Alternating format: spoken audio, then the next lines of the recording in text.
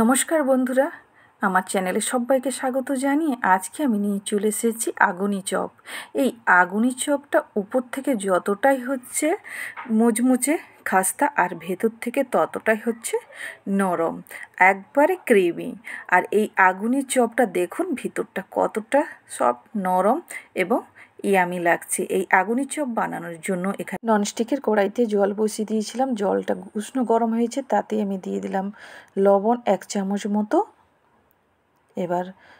এবার এতে দিয়ে দিব আমি মাংস, যেটা বোনলেস মাংস, মানে এতে হাড্ডিও থাকবে না আর চামড়াও থাকবে না। মাংসালো পিসগুলোকে দিয়ে দিলাম। এবার এই মাংসালো পিসগুলো ভালো করে সেদ্ধ করে নেব। এই যে দেখুন, আর মাংসতে যে নোংরাগুলো থাকে খুব ভালো করে সেদ্ধ করলে দেখবেন একটা ফেনার মতো তৈরি হয়। ওই ফেনাগুলোকে আমাদের বের করে দিতে হবে। এই যে দেখুন, এই ফেনাগুলো দেখুন খুব ভালোভাবে সিদ্ধ হয়ে গেছে, তার জন্য কত ফেনা দেখেছেন। আর এইগুলো মাংসের নোংরা, তাই এই নোংরাগুলো চামচে চামচে করে আমি বের করে দিচ্ছি। হয়তো পুরোপুরি আমরা বের করতে পারবো না, কিন্তু যতটা সম্ভব বের করে নিতে হবে।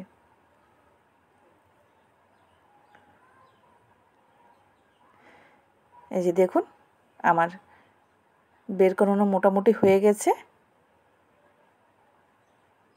এবার আমি গ্যাসটাকে বন্ধ করে দেব, কারণ আমার চিকেন সেদ্ধ হয়ে গেছে। আর এদিকে আমি 8-10টা মতো আলু আগে থেকে আমি সেদ্ধ করে রেখেছিলাম, এইগুলোকে আমি ম্যাশ করে নিচ্ছি। খুব ভালোভাবে ম্যাশ করতে হবে। আর যদি বড় সাইজের হয় তাহলে 3টে মতো দিলে হয়ে যাবে। খুব বড় সাইজের হলে 3টে মতো দিলে হয়ে যাবে। এবার বাড়িতে ক্যান্ডিডেট সংখ্যা অনুযায়ী আপনারা কম বেশি নিয়ে নেবেন। আর এখানে দেখুন আমার আলু ম্যাশ করা হয়ে গেছে।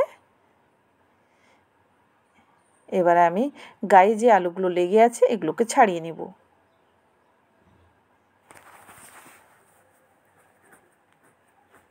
এবার এতে দিয়ে দিব 1 কাপ কর্নফ্লাওয়ার। কর্নফ্লাওয়ার যদি মাখাতে মাখাতে মনে হয় যে সামান্য পরিমাণ কর্নফ্লাওয়ার লাগবে তাহলে দিতে পারেন। আর দিয়ে দিলাম পরিমাণ মতো লবণ, আর দিয়ে দিচ্ছি 1 চামচ রিফাইন অয়েল। আমি বড় চামচ নিয়েছি। আপনাদের বলে দিলাম বন্ধুরা, পরিমাণ অনুযায়ী আলু পরিমাণ অনুযায়ী আপনারা কর্নফ্লাওয়ারটা ব্যবহার করবেন।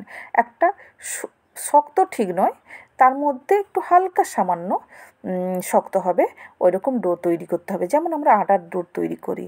এই যে দেখুন আমার ডো রেডি হয়ে গেছে। এটাকে আমি এক সাইডে রেখে দিচ্ছি। আমি চিকেনটা ঠান্ডা করার জন্য রেখেছিলাম জল ঝরিয়ে।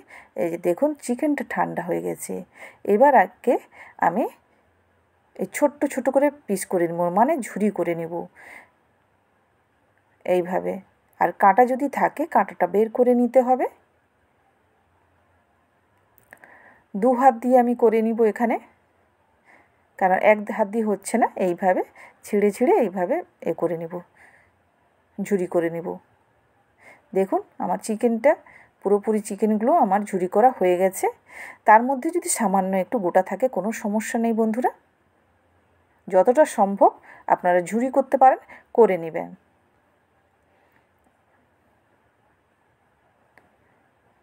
এই যে দেখুন এইভাবেই হবে। আর এদিকে আমি কড়াই নিয়ে নিয়েছি, কড়াইতে রিফাইন অয়েল দিলাম আমি 2 চামচ মতো, আর দিয়ে দিচ্ছি বাটার।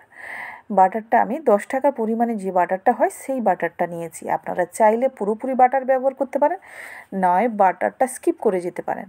এরপরে দিয়ে দিচ্ছি আমি 3টে মাঝারি সাইজের পেঁয়াজ নিয়েছিলাম। এবার পেঁয়াজগুলো কুচি করে রেখেছি, সেটা আমি কড়াইতে তুলে দিলাম।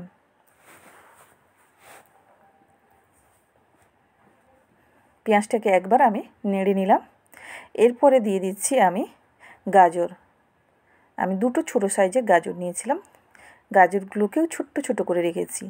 এরপরে আমি নিয়ে নিয়েছি, আপনারা আমার কাছে ছিল বরবটি, তাই বরবটি নিয়েছি। বিনস থাকলেও বিনস ব্যবহার করতে পারেন, এছাড়াও পেঁয়াজ ছাই থাকলে পেঁয়াজ ছাইও ব্যবহার করতে পারেন। তো মন পছন্দ মতো সবজি ব্যবহার করতে পারেন, কোনো সমস্যা নেই। দেখুন আমার সবজিগুলো ভাজা হয়ে গেছে। এরপরে আমি চিকেন যে ঝুরি ঝুরি করে রেখেছিলাম ওটা তুলে দিলাম।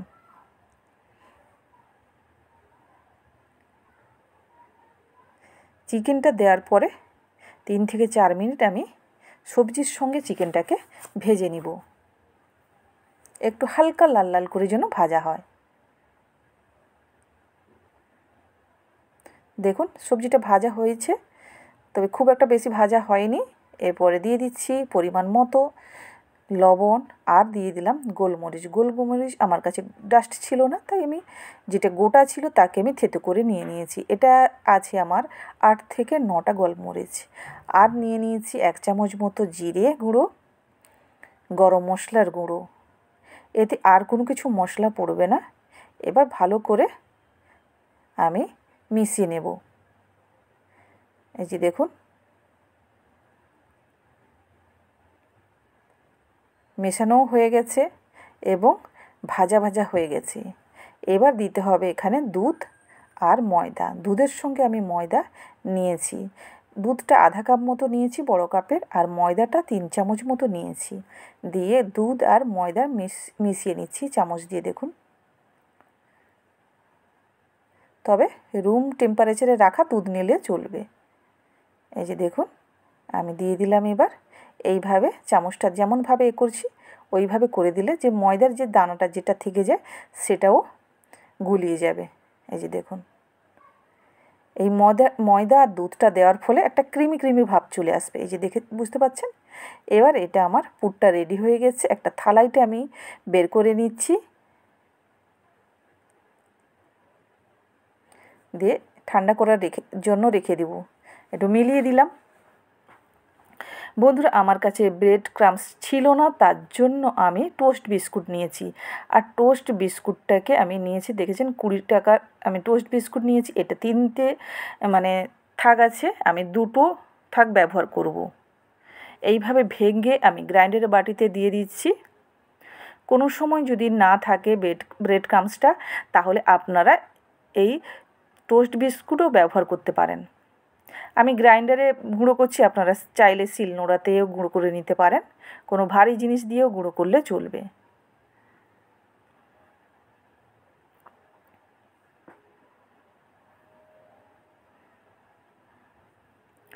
এই যে দেখুন দিয়ে দিয়েছি। এবার আমি গুঁড়ো করে নিব। গুঁড়ো আমার হয়ে গেছে। একটা আমি 4 কোনা প্লেট নিয়ে নিচ্ছি, একটু বড় সাইজের প্লেট নিয়ে নিচ্ছি, তাতে আমি ঢেলে দিলাম। দেখেছেন অনেকটা পরিমাণ হয়েছে। এবার গুঁড়োটাও আমার খুব সুন্দর হয়ে গেছে। তাহলে ঘরোয়া উপকরণে ব্রেড ক্রাম্বস রেডি। এদিকে আমি হাতে একটু তেল লাগিয়ে নিয়েছি, তারপরে আমি গোলা করে নেব। আর এটা আমি খুব বেশি পাতলা করব না, খুব বেশি পাতলা করলে ফেটে যাবে।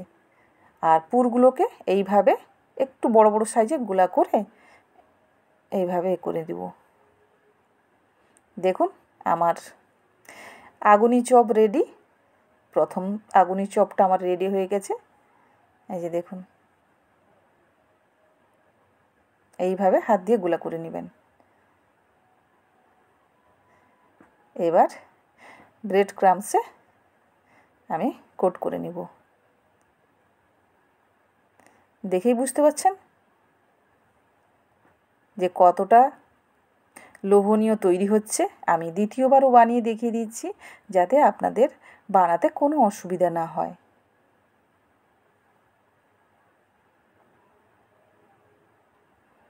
এই যে হয়ে গেছে খোল বানানো। এবার পুরটা মনে পছন্দ মতো দিবেন পুরটা, তবে বেশিই দিবেন, খুব ভালো লাগবে খাওয়ার সময়, খুবই ভালো লাগবে। এই যে দেখুন আমি কতটা পরিমাণ করে দিচ্ছি,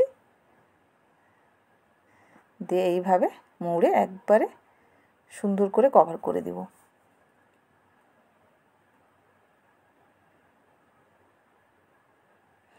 দ্বিতীয় আগুনি চপ আমার রেডি। এবার ব্রেড ক্রাম্বসে আমি কোট করে নেব।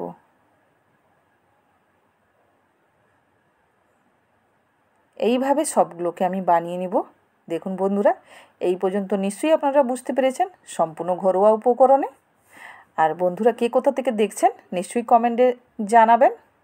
এদিকে আমি কড়াইতে তেল নিয়ে নিয়েছি, তেলটা গরম করে নিয়েছি, খুব বেশি গরম না, আমি হালকা মতো গরম করেছি। তারপরে দিয়ে দিচ্ছি আমার আগুনি চপগুলোকে,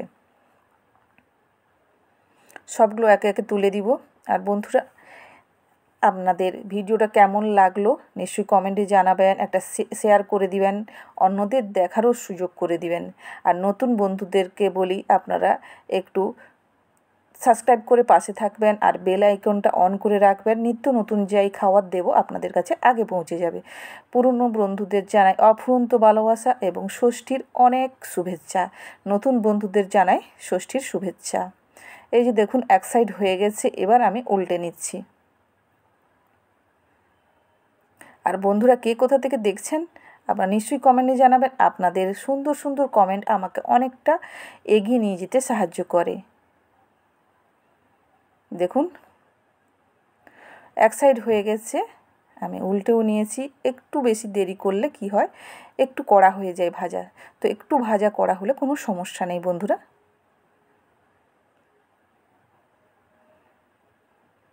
দ্বিতীয়বারও আমি উল্টে নিয়েছি। যে সাইডটা ভাজা হয়নি সে সাইডটা আবার উল্টে ভেজে নিচ্ছি।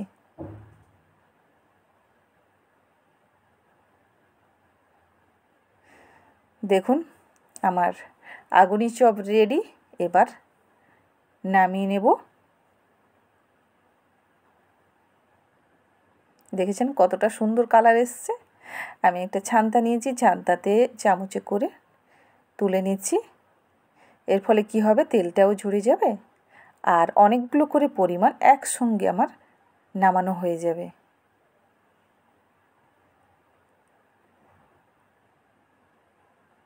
দেখুন রেডি। এবার প্লেটে আমি নামিয়ে নিচ্ছি। আর এইভাবে বন্ধুরা বাড়িতে সবাইকে বানিয়ে দিলে ছোট বড় সবার মুখে লেগে থাকবে এবং আপনার প্রশংসা করতে কিন্তু ছাড়বে না, আর চাইবে যে আবারও এইভাবে বানানো হোক। এখন সামনে পুজো, আপনারা না ভেজে ব্রেড ক্রাম্বসে লাগিয়ে আপনারা একটা এয়ারটাইট কৌটায়ও আপনারা রেখে দিতে পারেন। মিনিমাম 4-5 দিন কোনো সমস্যা হবে না। দ্বিতীয়বার আমার দেওয়া হয়ে গেল। এবার এক সাইড হয়ে গেছে, উল্টে নিচ্ছি। আর বাড়িতে বাচ্চারা থাকলে এই রকম যদি ইয়ামি মজাদার রান্না হয় তো তারা তাড়াহুড়ি করবে তাড়াতাড়ি বানানোর জন্য, যাতে তারা তাড়াতাড়ি খেতে চায়। আর এই তাড়াহুড়োতে বানাতে গিয়ে টুকিটাকি তো একটু লেগেই যেতে পারে, কোনো সমস্যা নেই। একটু কড়া হয়ে গেছে, দেখেই বুঝতে পারছেন আমারও সেই সিচুয়েশান।